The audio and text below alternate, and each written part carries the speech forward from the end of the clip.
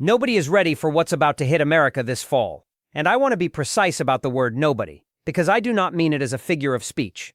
I mean that the systems you assume are watching the road ahead for you.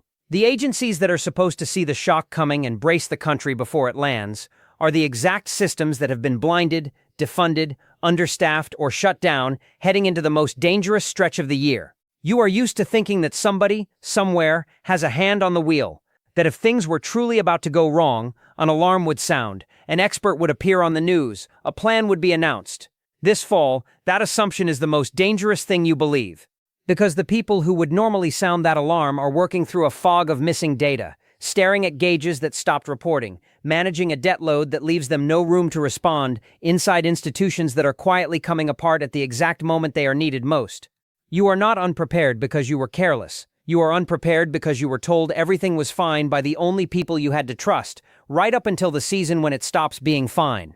Let's get into it. The country is flying into the most dangerous season of the year, half blind, because the government shutdown left behind a fog so thick that the October unemployment and inflation numbers will never be calculated at all, and you cannot brace for a storm you have been made unable to see. Start with the thing almost nobody understands about how badly the ground has already shifted beneath the country's feet.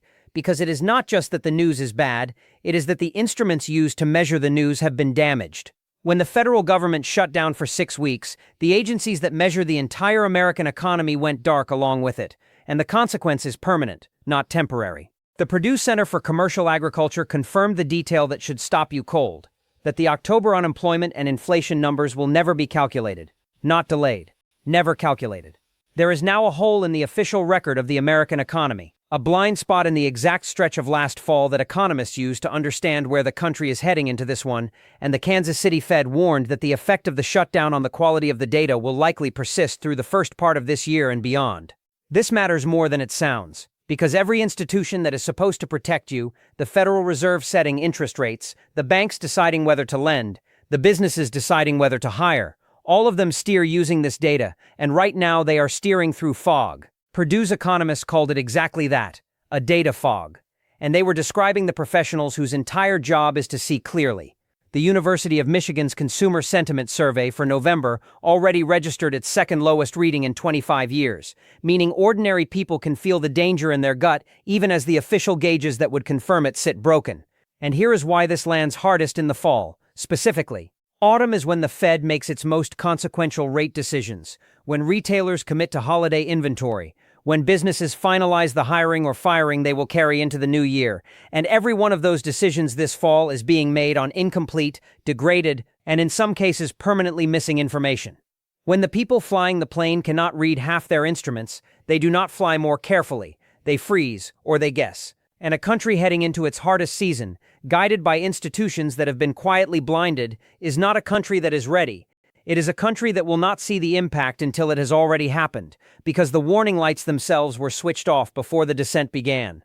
The tariff bill you have been told you are not really paying is about to land on your household in full, because the pass-through that was delayed all year is finally reaching store shelves this fall. And the Stanford economists tracking it confirm more than half of that cost is now coming directly out of your pocket. For most of the past year, you were reassured, gently and repeatedly, that the tariffs were not really hitting you, that importers were absorbing them, that the feared price increases never fully materialized. That reassurance is expiring right now, and the timing of its expiration is the fall. Here is the mechanism that was hidden from you. Stanford's Institute for Economic Policy Research documented that the effective tariff rate implied by customs duties was driven up from 2.1% to an estimated 11.7% as of January 2026, a more than five-fold increase. And while the pain was slow to arrive, it did not vanish. It was delayed. Businesses front-loaded imports before the hikes, stockpiling goods bought at old prices, which is why the shelves stayed calm for months.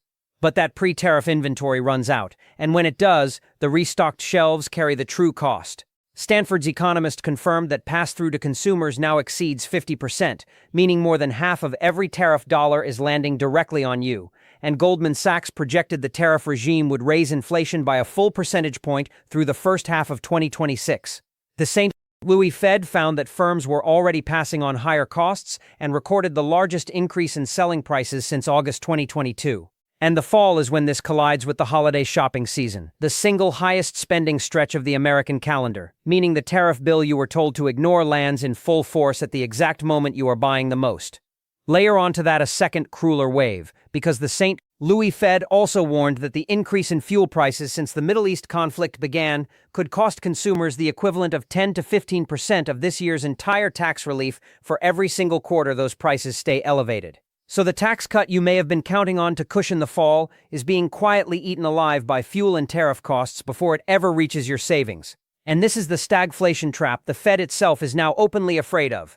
Prices rising while the job market weakens, the one combination that monetary policy cannot fix, because cutting rates to save jobs reignites the inflation and raising rates to fight inflation kills the jobs. You were told you were not paying for the tariffs. This fall the bill comes due in full at the worst possible moment. And it was always going to. There is a $6 trillion time bomb sitting inside the American banking system that almost nobody outside of Federal Reserve economists is talking about. And the small regional banks holding the fuse are the exact ones where you keep your checking account, your mortgage, and your small business loan. You probably believe that if there were a serious crack forming inside the banking system, you would have heard about it by now, that someone would have warned you before it reached the bank where your paycheck is deposited. That belief is precisely what makes this dangerous. The Federal Reserve's own economists have quietly documented that outstanding mortgage debt in the commercial real estate sector totaled $6 trillion. And here is the detail that should make you sit forward. Banks hold half of all that debt, and regional and small institutions, the ones with under $100 billion in assets, collectively account for a larger share of this lending than the giant banks do. The small banks, the community banks, the regional lenders where ordinary Americans and small businesses actually keep their money and get their loans. They are the ones most heavily exposed to a category of debt that is quietly rotting.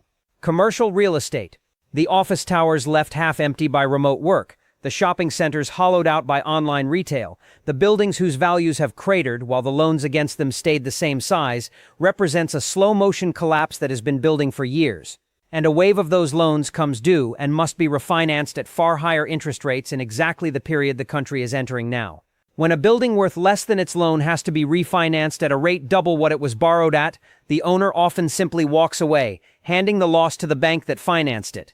And when enough of those losses land on the same regional bank at the same time, that bank fails. The way Silicon Valley Bank and Signature Bank failed in 2023, except this time the trigger is not interest rate mismatches on bonds. It is the physical, emptying core of American commercial life.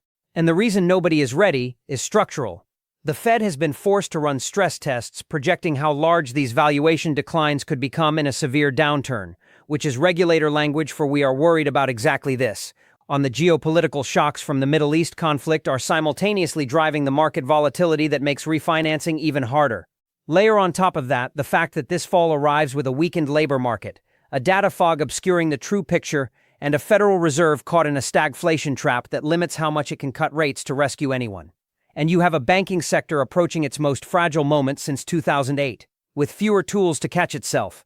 Your deposits under $250,000 are insured. Yes, but a regional bank failure does not politely stay contained to the shareholders. It freezes lending across an entire region, chokes off the small business loans that local economies run on, triggers layoffs at every company that banked there, and sends a wave of fear rippling into every other regional bank as depositors start pulling money out in a panic, which is exactly how a single failure becomes a cascade. The $6 trillion bomb is not hypothetical. It is sitting on balance sheets right now, ticking toward a refinancing wall the country walks into this fall, held largely by the same small banks that anchor the towns and neighborhoods where most Americans actually live. The entire American stock market, and therefore the retirement savings of nearly every working family, is now balanced on a single unproven bet about artificial intelligence, and the Fed chair himself just named the collapse of that bet as one of the great unresolved dangers hanging over this exact year. Look at how the market has stayed afloat. Because when you understand what is actually holding it up, the height starts to feel less like strength and more like exposure. For the past 2 years, American economic growth and the stock market gains propping up your 401k have been driven overwhelmingly by a single force, the tremendous surge in artificial intelligence investment, hundreds of billions of dollars poured into data centers, chips, and infrastructure, on the belief that AI will soon generate profits large enough to justify the spending. Stanford's economists named an AI bubble as one of the defining risks of 2026, and the Federal Reserve Bank of Kansas City, in the words of its own president, listed the potential outcomes of the tremendous surge in artificial intelligence investment on financial markets among the great unresolved uncertainties still hanging over the economy.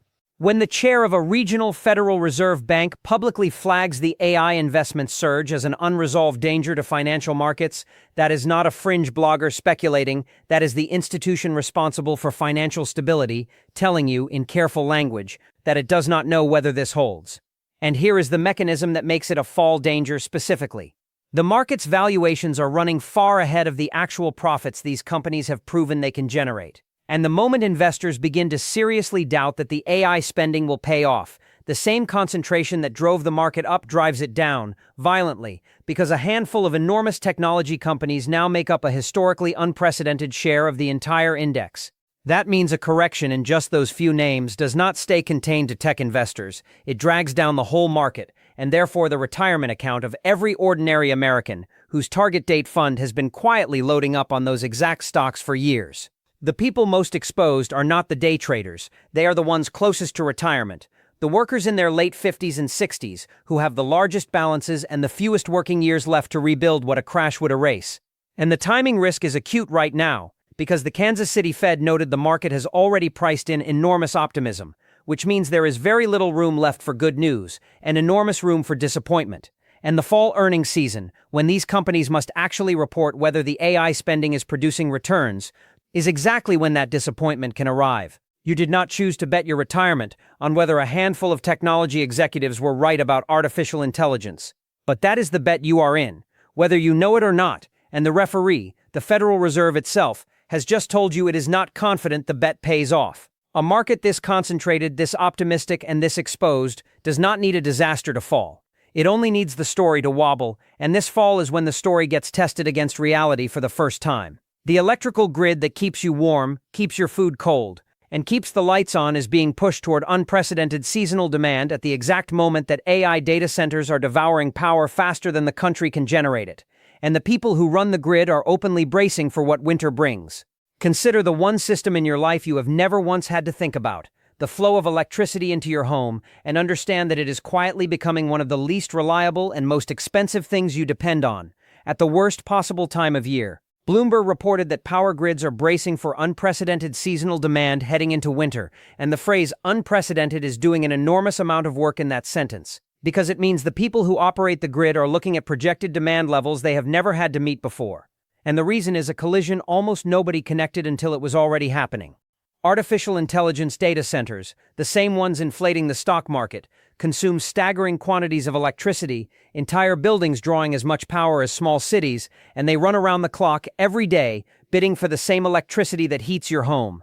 Every megawatt those data centers pull off the grid is a megawatt bid away from your furnace at a price your utility passes directly to you, which is why household energy costs have been climbing at rates far outpacing inflation and are projected to keep climbing every year for the rest of the decade.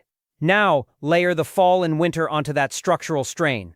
As the temperature drops, heating demand spikes, and the grid that is already stretched thin by data center consumption must suddenly serve tens of millions of homes cranking up the heat at once.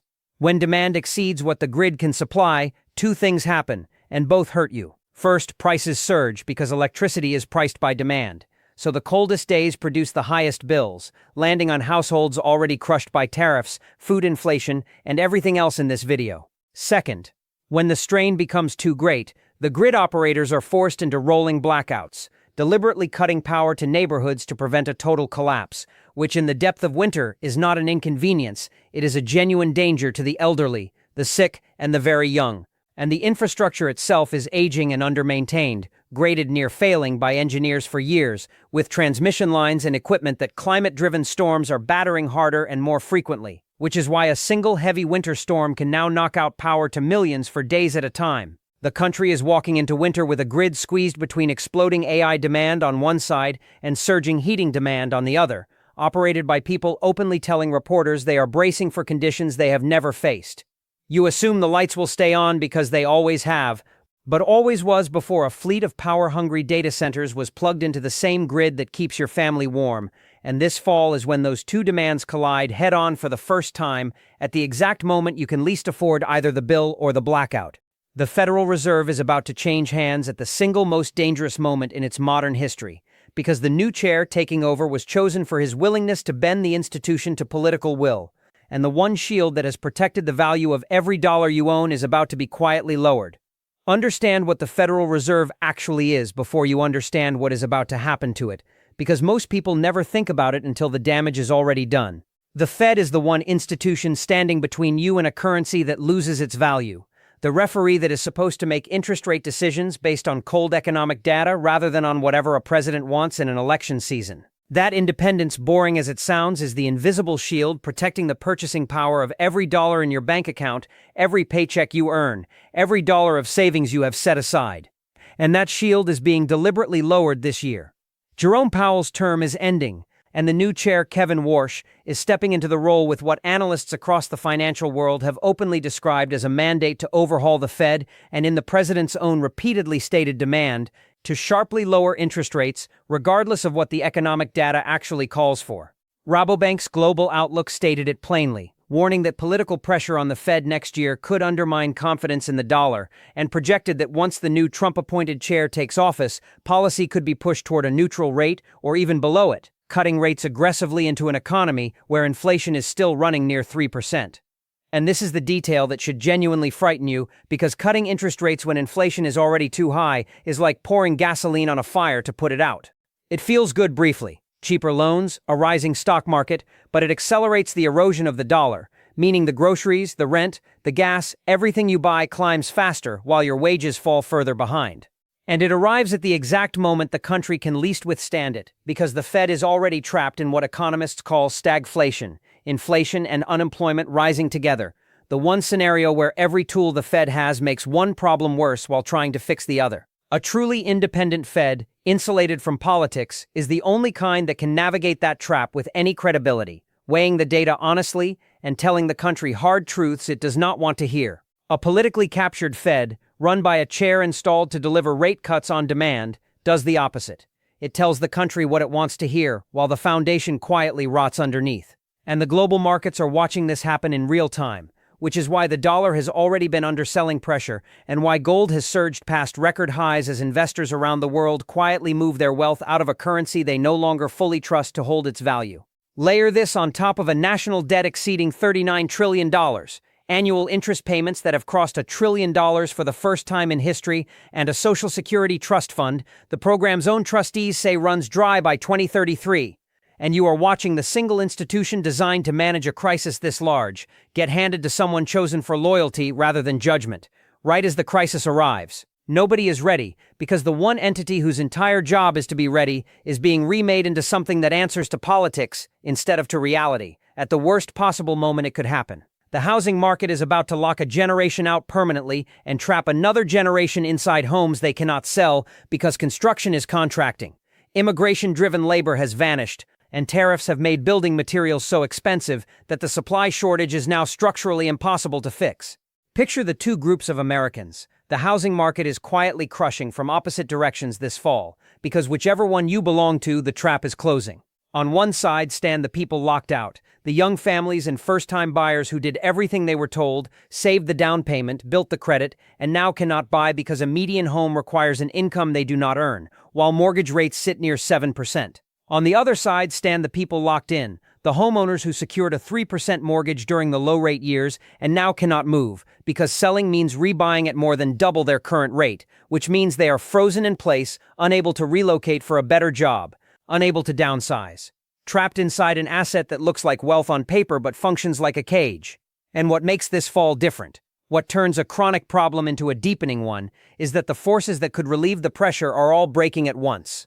J.P. Morgan's outlook projected that U.S. housing activity will remain subdued, with housing starts slowing to around 1.3 million and real residential investment contracting 1.6%, driven by a persistent supply shortage that the market cannot build its way out of. And the reasons it cannot build its way out are structural and worsening. Rising costs from tariffs have made lumber, steel, and the components of every new home dramatically more expensive because those materials are heavily imported and now carry the full weight of the tariff pass-through, hitting this fall. Stricter immigration enforcement has gutted the construction labor force because the building trades relied heavily on immigrant workers who have been deported or driven out, leaving job sites understaffed and projects delayed or abandoned.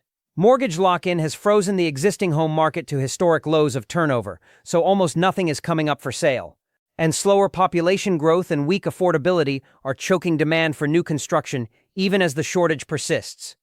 Every lever that could add housing supply is jammed, and every one of them got worse, not better, heading into this fall. The result is a market that has stopped functioning as a market at all. Prices stay punishingly high because supply is frozen, not because demand is strong, which is the worst of all possible worlds, unaffordable and stagnant at the same time.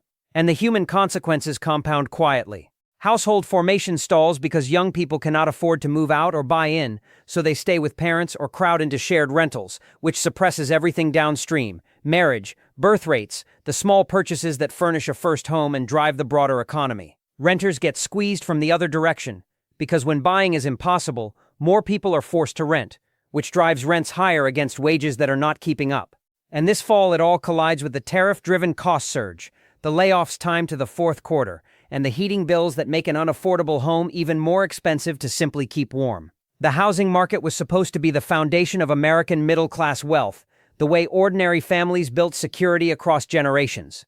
This fall, it is becoming the opposite: a locked door for the young, and a locked cage for everyone else, with no key being cut for either of them.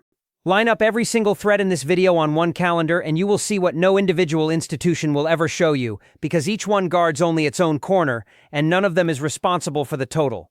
And the total is a convergence aimed directly at the same exhausted American household this fall. Here is the exercise that will change how you see everything I have just told you, and it is the exact exercise that no economist, no agency, and no news anchor will ever perform for you, because every one of them is responsible for only a single slice of this picture, and not one of them is required to connect their slice to the one sitting on the desk beside it.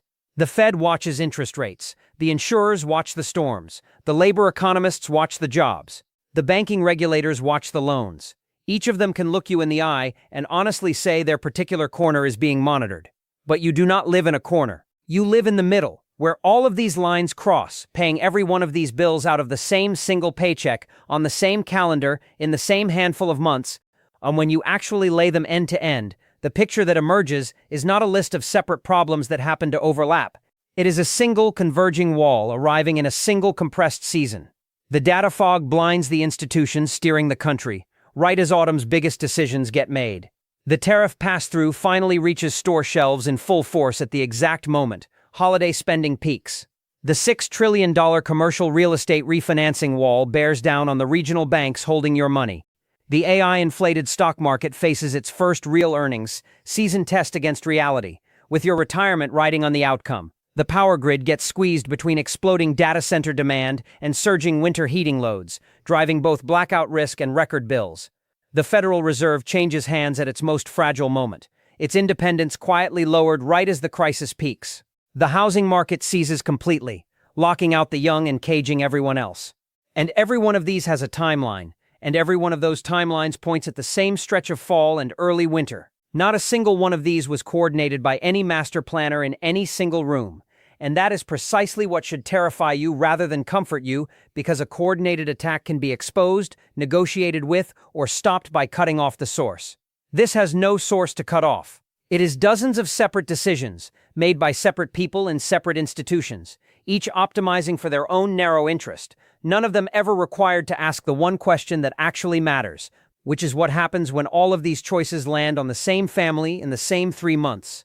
Nobody asked that question, because it was nobody's job to ask it. The Fed chair was not asked. The tariff negotiators were not asked. The bank regulators were not asked. The grid operators were not asked.